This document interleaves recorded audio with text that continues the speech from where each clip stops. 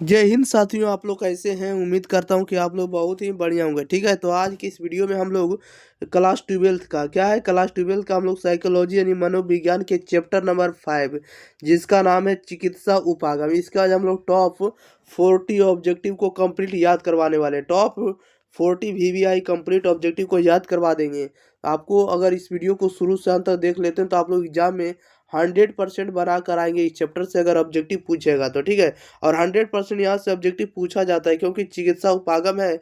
इसका मतलब चिकित्सा के बारे में हमें कुछ जानकारी जरूरी चाहिए, ठीक है, साइकोलॉजी के रूप में। तो यहाँ से क्वेश्चन बनता ही बनता है, तो आप लोग शुरू से अंत तक बने रहिएगा और हम आपको शुरू से अंत तक याद करवा देंगे। 40 के 40 ऑब्जेक्टिव दिमाग में ठोक देंगे। चलिए तो हम लोग स्टार्ट करते हैं, ज़्यादा विलम्ब ना करेंगे। आप लोग शुरू से अंत तक बने रहिएगा और आप बताइएगा कि रमेश सर का कंटेंट एग्जाम पेपर पढ़कर कैसा लग रहा है। और साथ ही साथ बता देते हैं कि आप लोग जो एग्जाम पेपर आए हैं पढ़ने के लिए, तो इसका PDF भी आपको फ्री ऑफ कॉस्ट दिया जाता है। हम आपको इस सूचना दे देते हैं, टेलीग्राम चैनल पर जाइएगा, लिखिएगा एग्जाम फ्री, तो वहाँ से इसका PDF आप लोग फ्री में डाउनलोड कर पाएंगे, प्रिंट आउट निकलवा सकते हैं। ठीक है, चलिए तो स्टार्ट करते हैं, ज़्यादा विलम्ब ना करेंगे। और इसका आंसर भी हम साथ ही साथ इंक्लूड कर दिए ताकि आप लोग प्रिंट आउट जब निकलवाएं तो उसमें पढ़ने में किसी भी तरह का दिक्कत ना हो। ठीक है, चलिए क्वेश्चन नंबर 1 लेते हैं।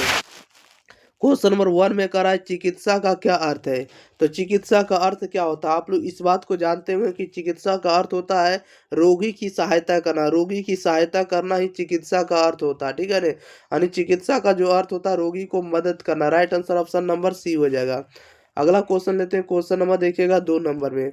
2 नंबर में कह रहा है कि मनोचिकित्सा का मुख्य उद्देश्य क्या है। तो मनोचिकित्सा का मुख्य उद्देश्य क्या होता है। तो मनोचिकित्सा का मुख्य उद्देश्य होता है कुसमायोजित व्यवहार के लक्षणों को कम करना। क्या करना है, तो कुसमायोजित व्यवहार के लक्षणों को कम करना, जो कि right answer option number B हो जाएगा। अगला क्वेश्चन, क्वेश्चन नंबर देखिएगा 3rd नंबर में कह रहा है मनोचिकित्सा किसे कहते हैं। मनोचिकित्सा किसे कहा जाता है। तो मनोचिकित्सा कहा जाता है आपको मानसिक विकारों का उपचार को, मानसिक विकारों का उपचार को हम लोग मानसिक चिकित्सा कहते हैं या मनोचिकित्सा कहा जाता है, जो कि right answer option number B हो जाएगा। अगला क्वेश्चन, क्वेश्चन नंबर देखिएगा 4 में कह रहा है मनोचिकित्सा में रोगी और चिकित्सा के बीच कैसा संबंध होता है, बताइएगा। मनोचिकित्सा में रोगी और चिकित्सा के बीच कैसा संबंध होता है। तो right answer option number B हो जाएगा, व्यवसायिक और मैत्रीपूर्ण होता है। क्या होता है, व्यवसायिक और मैत्रीपूर्ण होता है, जो कि right answer option number B हो जाएगा। अगला क्वेश्चन, क्वेश्चन नंबर 5 में कह रहा है मनोचिकित्सा के कितने चरण होते हैं, बताइएगा। मनोचिकित्सा के कितने चरण होते हैं। तो मनोचिकित्सा के टोटल कितने चरण होते हैं। तो मनोचिकित्सा के टोटल 3 चरण होते हैं। कितने होते हैं, 3 चरण होते हैं। राइट आंसर ऑप्शन नंबर इसका सी बिल्कुल सही जवाब हो जाएगा। क्वेश्चन नंबर लेते हैं हम लोग 6 नंबर की ओर। 6 नंबर में देखिए क्या कह रहा है कि चिकित्सात्मक समझौता क्या है, बताइएगा। तो चिकित्सात्मक समझौता क्या होता है। तो चिकित्सात्मक समझौता का अर्थ होता है पारस्परिक संबंध और आभार होता है। क्या होता है, पारस्परिक समझ और आभार होता है, जो कि right answer option number B हो जाएगा। अगले क्वेश्चन, क्वेश्चन नंबर देखिएगा 7 में कह रहा है कि जैव औषधीय चिकित्सा के प्रकार कौन से, बताइएगा। कह रहा है जैव औषधीय चिकित्सा के प्रकार कौन से हैं। तो राइट आंसर ऑप्शन नंबर ये हो जाएगा।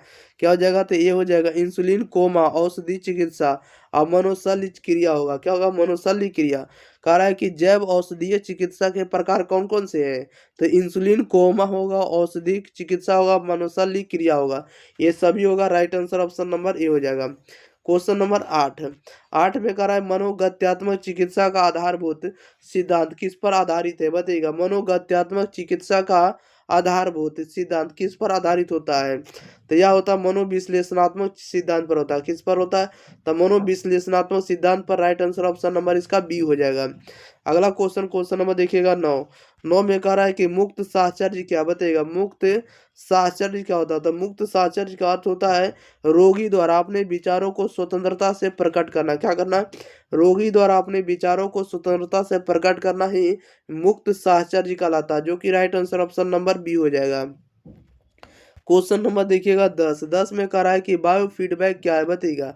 बायो फीडबैक का अर्थ क्या होता है। तो बायो फीडबैक का अर्थ होता है शारीरिक क्रियाओं को मॉनिटर करने का प्रशिक्षण होता है। क्या होगा, तो शारीरिक क्रियाओं को मॉनिटर करने का प्रशिक्षण, जो कि right answer option number A हो जाएगा। क्या हो जाएगा, ए हो जाएगा।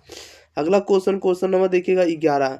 11 नंबर में करा RET का पूरा नाम क्या बताइएगा। RET का पूरा नाम क्या होता है, तो RET का पूरा नाम होता है, क्या होता है, तो रेशनल इमोटिव थेरेपी होता है। क्या होता है, तो रेशनल इमोटिव थेरेपी होता है, जो कि right answer option number A हो जाएगा। अगला नंबर लेते हैं क्वेश्चन नंबर 12। 12 में करा अष्टांग मार्ग जो है किससे संबंधित होता है बताइएगा। अष्टांग मार्ग किससे संबंधित है, अष्टांग मार्ग जो होता है योग से संबंधित होता है। Right answer option number B हो जाएगा, योग से संबंधित होता है अष्टांग मार्ग। अगला क्वेश्चन नंबर 13। 13 नंबर में करा है कि चिकित्सा सत्र या चिकित्सा सूत्र कब समाप्त किया जाना चाहिए बताइएगा।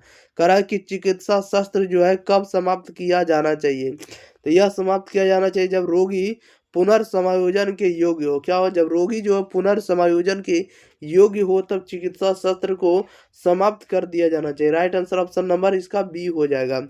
अगला क्वेश्चन नंबर देखिएगा 14 नंबर में कह रहा है कि मनोशल्य क्रिया किसने प्रारंभ की बताइएगा। मनोशल्य क्रिया जो है किसने प्रारंभ की है, तो मनोशल्य क्रिया प्रारंभ की आपको मोनिज ने। किसने की है, तो मोनिज ने। राइट आंसर ऑप्शन नंबर इसका ए सही जवाब हो जाएगा। अगला क्वेश्चन नंबर देखिएगा 15 नंबर में। 15 में कह रहा है कि किसने 1949 में नोबेल पुरस्कार मिला था बताइएगा। कह रहा है किसे 1949 में, किसे 1949 में नोबेल पुरस्कार मिला था, तो वो नोबेल पुरस्कार मिला था 1949 में मोनिज महोदय को। किनको मिला था, तो मोनिज महोदय को मिला था। राइट आंसर आपका ए हो जाएगा। अगला क्वेश्चन नंबर देखिएगा 16 नंबर में। 16 नंबर में कह रहा है कि व्यवहार चिकित्सा को किस नाम से जाना जाता है बताइएगा। व्यवहार चिकित्सा को किस नाम से जाना जाता है, तो व्यवहार चिकित्सा को जाना जाता है व्यवहार परिमार्जन से जाना जाता है। किसे जाना जाता है, तो व्यवहार परिमार्जन से, जो कि राइट आंसर ऑप्शन नंबर इसका बी हो जाएगा। अगला क्वेश्चन नंबर देखिएगा 17। 17 नंबर में कह रहा है रेकी किस भाषा का शब्द है बताइएगा। रेकी जो है किस भाषा का शब्द होता है, तो रेकी होता है जापानी भाषा का शब्द होता है, जो कि राइट आंसर ऑप्शन नंबर इसका सी हो जाएगा। नेक्स्ट क्वेश्चन लेते हैं प्यारे साथियों, क्वेश्चन नंबर 18। 18 नंबर में देखिए क्या कर रहा है। 18 नंबर में कर रहा है कि प्राणिक प्राणिक उपचार का उद्देश्य क्या है बताइएगा। प्राणिक उपचार का उद्देश्य क्या होता है, प्राणिक उपचार का उद्देश्य क्या होता है, तो ऊर्जा का अंतरण होता है। क्या होता है, ऊर्जा का अंतरण होता है। राइट आंसर ऑप्शन नंबर इसका बी हो जाएगा। नेक्स्ट क्वेश्चन लेते हैं, क्वेश्चन नंबर देखिएगा 19 नंबर की ओर। 19 नंबर में कह रहा है कि प्राणिक उपचार में किस ऊर्जा का उपयोग होता है बताइएगा। प्राणिक प्राणिक उपचार में किस ऊर्जा का उपयोग होता है, तो सौर प्राण का होता है। किसका होता है, सौर प्राण का। Right answer option number A हो जाएगा। नेक्स्ट क्वेश्चन लेते हैं, क्वेश्चन नंबर देखिएगा 20 नंबर की ओर। 20 नंबर में कह रहा है भूमि प्राण कहाँ से प्राप्त होता है बताइएगा। भूमि प्राण जो है कहाँ से प्राप्त होता है, भूमि प्राण प्राप्त होता है भूमि से। कहाँ से होता है, तो भूमि से प्राप्त होता है भूमि प्राण। Right answer option number C हो जाएगा। नेक्स्ट क्वेश्चन लेते हैं, क्वेश्चन नंबर देखिएगा 21 नंबर की ओर। 21 नंबर में कह रहा है मनोचिकित्सा की एक सीमा क्या है बताइएगा। मनोचिकित्सा की एक सीमा क्या होता है, तो एक सीमा इसका यही होता है कि इसका अधिक खर्च होना। इसका अधिक खर्च होना। Right answer option number A हो जाएगा। इसका अधिक खर्च होना मनोचिकित्सा का ही एक लिमिटेशन है। राइट आंसर ए हो जाएगा। अगला क्वेश्चन नंबर देखिएगा 22 नंबर की ओर। 22 नंबर में करा है किन विकारों के लिए औषधि चिकित्सा चिकित्सा का उपयोग किया गया बताइएगा। किन विकारों के लिए औषधि चिकित्सा का उपयोग किया गया है, तो राइट आंसर आपका ये हो जाएगा मनोविद्लता, उन्माद और अवसाद का होगा। मनोविद्लता, उन्माद और विषाद का। राइट आंसर ऑप्शन नंबर इसका ए हो जाएगा। अगले क्वेश्चन नंबर देखिएगा 23 नंबर की ओर। 23 नंबर में कह रहा है किसने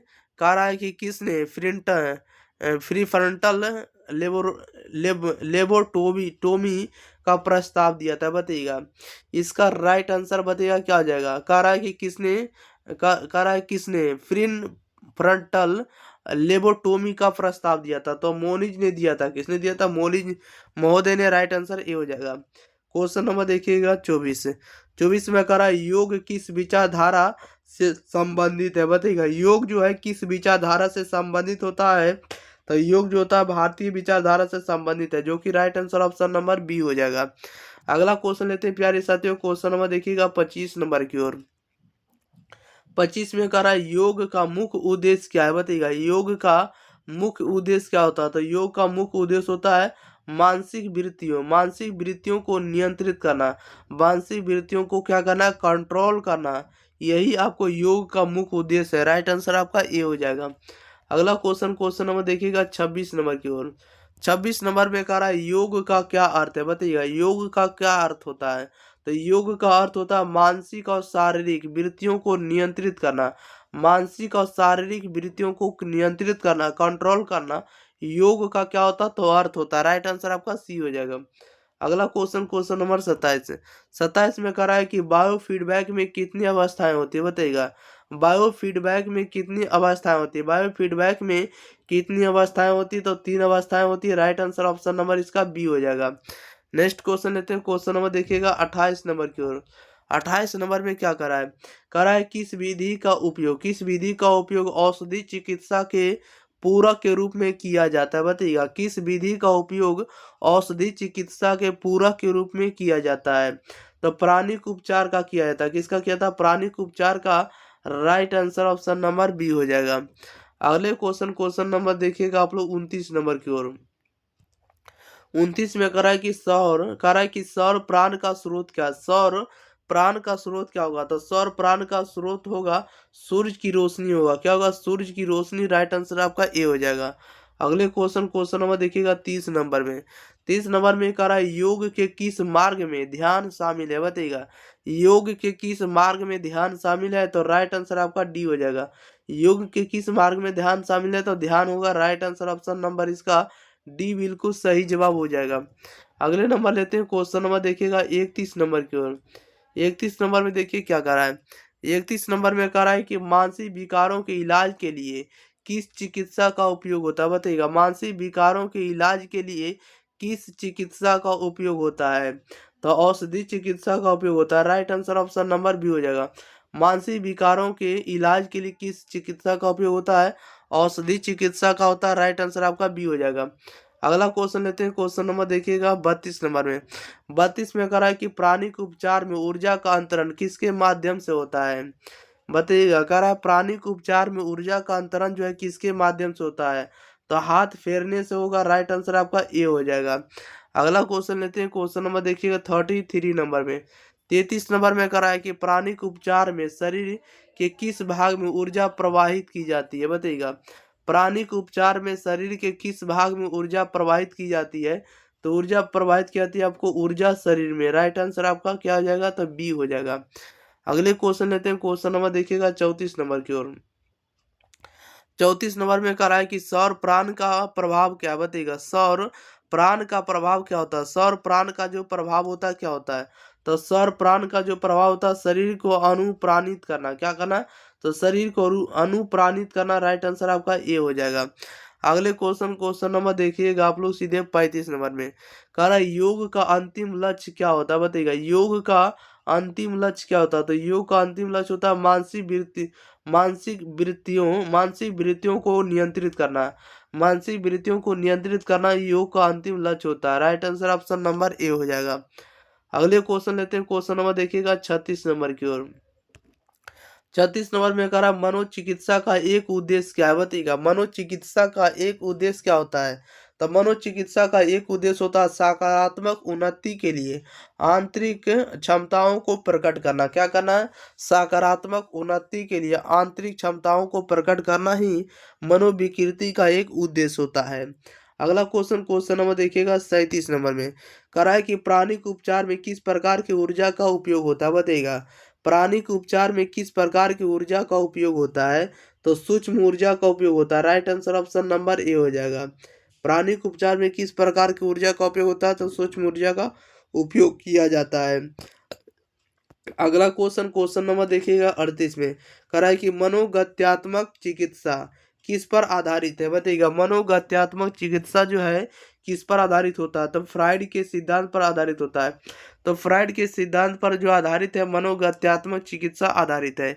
राइट आंसर आपका ए हो जाएगा। क्वेश्चन नंबर देखिएगा 39।